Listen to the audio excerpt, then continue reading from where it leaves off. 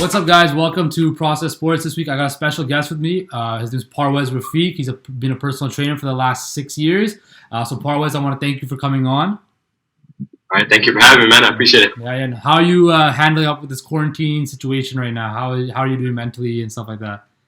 Of course, it's been tough and it's been challenging, and definitely had to switch up the routine a little bit. So, just trying to stay as optimistic and positive as possible. And just trying to pretty much do the best I can with what I have, right? So yeah, totally. I feel, man. Like I said, I'm not used to being at home all the time now, but it's definitely been an adjustment. But hopefully this does end soon, right?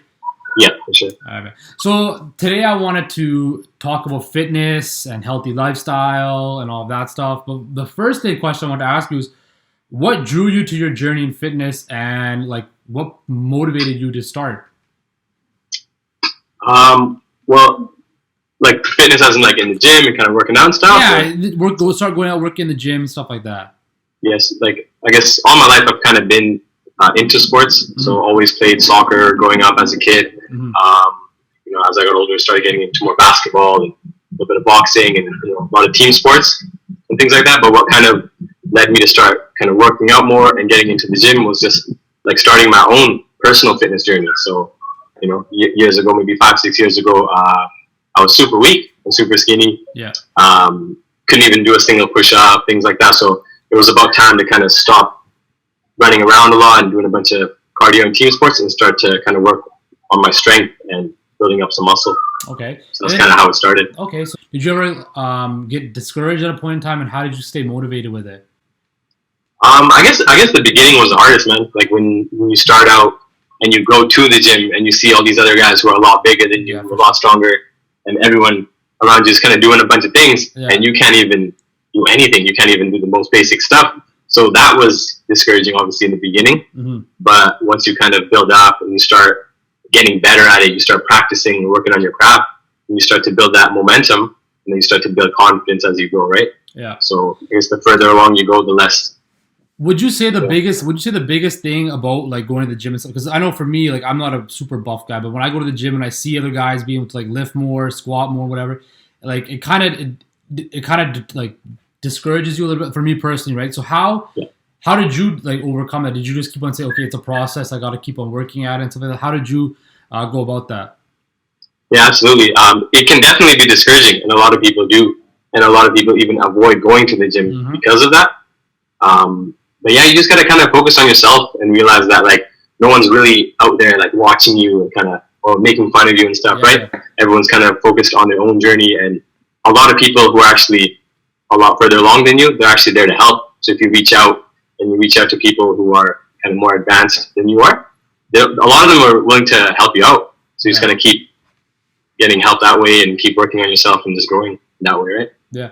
That I don't know, that's one of the things I find is definitely for me, I guess maybe a lot of other people is you kind of you don't want, you're putting yourself out there and you don't want to look bad or you want to embarrass yourself, right? So definitely I think that's really good, the fact that if you just focus on yourself rather than the external factors. That's a really good tip of advice, because I know for me, and I'm sure a lot of people do feel the same way, that I don't really want to go to the gym because I don't want to look stupid, I don't want to look like I'm weak or whatever or stuff like that, right? So definitely, I do think that's a really good tip of advice. And then, you put yourself in situations where things start coming up and you start to build your confidence. I remember one of the first times I went to the gym, and I'm in there, and just a nice small little gym, and I was training, and all of a sudden, a bunch of the other guys, they just start walking up to me and they start saying encouraging things, and let me show you this exercise, and before you know it, I was just working out with a bunch of the guys there. And I'm assuming that really helped with your confidence and stuff like that, and your motivation, right? Absolutely, yeah. When people reach out and kind of help you out. Right. So you've been training now for, you said, about 6 years now, right? Yeah, started training at the end of 2014. Okay, cool. So one thing is, especially when you work with other people now, is how do you keep them motivated and how do you keep them going, right? So what are some tips that you do give for your clients and stuff like that? Yeah, that's probably one of the toughest things, is just to motivate people. And I would say that's a lot of what I have to do, is kind of keep people going. Mm-hmm. It starts with the client needs their why. You need a reason to do what you're doing, right? You need a reason to be showing up to the gym, and you need a reason to be eating the way you're eating, or putting yourself through workouts and cardio and stuff like that, right? Because if you don't have a reason, if you don't have a why, then why would you be, eating more vegetables or putting yourself through, crazy cardio and sweating and first meet a client, right? How do you determine like a workout plan for them? How do you figure out what they need to work on, how their diet's going to look? You want to just explain that process for all of us? So it depends on what the client's goals are, right? It depends on which way they're trying to head into, and kind of depends on where they're at too. Yeah.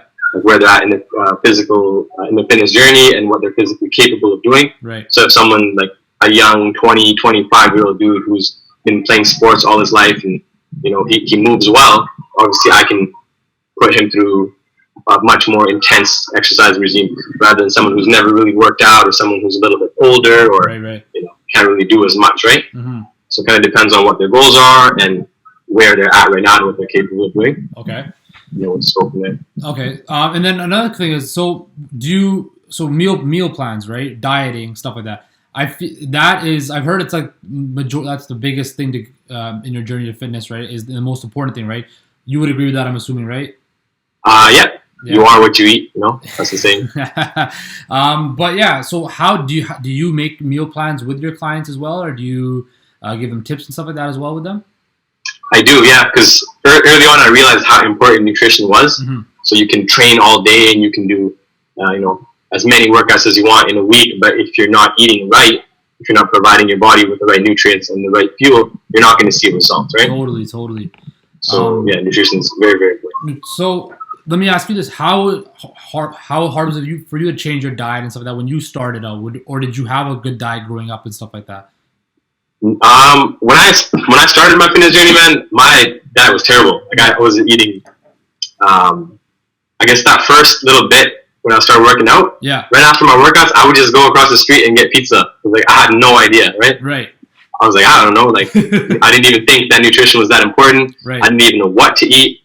But as I started doing more research and kind of talking to people and starting to search things up online, then I started to realize, okay, you will not get any results if you're not eating the right stuff. So slowly started to change up my diet, and that just became the way I eat. So like now it's like I'm never on a diet per se. I'm always kind of eating the same way, always adding healthy foods into my diet. Right. So then, like one thing I want to ask you is, like everybody wants to know what a cheat meal or when did you have a cheat meal? Is it good to indulge a little while sometimes, or is it you have to be pretty regimented and strict? Well, absolutely. You want to have balance, right? You want to keep yourself sane. If you're not really enjoying the process and you're not having a good time throughout it, you're not going to stick to it. Yeah. So, whether that be incorporating a cheat meal or a cheat day in your week or in your month or whatever it is, or just like the way I do it is it's not like a super strict diet where like, oh, okay, I'm not allowed to eat that. I just kind of go with the flow. So I'll be kind of going about my week, and if an opportunity comes up where I'm like out with a friend or something, and I have a burger or whatever, and it's all good, right? I'm not gonna beat myself up about it, right? But I also got to realize at the same time, if I'm doing that constantly, if I'm always eating out, and, this is a cheat day followed by another cheat day, then you're never gonna get there, right? Exactly. You just gotta find that balance. So one question, like for me personally, like I find like the whole carb cycling and all those different type of diets, I find it very confusing, right? Yeah. How do you find a way to make it simple for people, your clients to follow and for yourself to follow?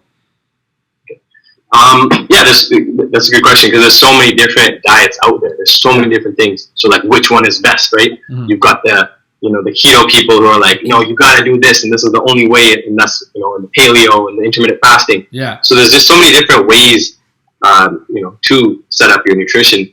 But it kind of depends, again, on the individual. So some people may benefit from, doing intermittent fasting or focusing on this type of diet. And it kind of depends on what they're kind of already doing. So if I'm noticing a client's already kind of eating that way, and that's how their day looks, then we'll try something like that. Okay. Whereas someone else, they might benefit from trying something totally different. And the end result is still the same, right?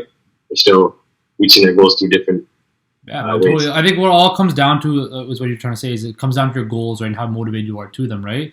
And your lifestyle as well, right? Yeah, exactly. Something that fits your lifestyle. Another question, all right, so when your client, I'm assuming maybe not, but if any of your clients ever got to the edge of quitting or they didn't want to do it anymore, how do you kind of reel them back in and get them remotivated, refocused, and stuff like that?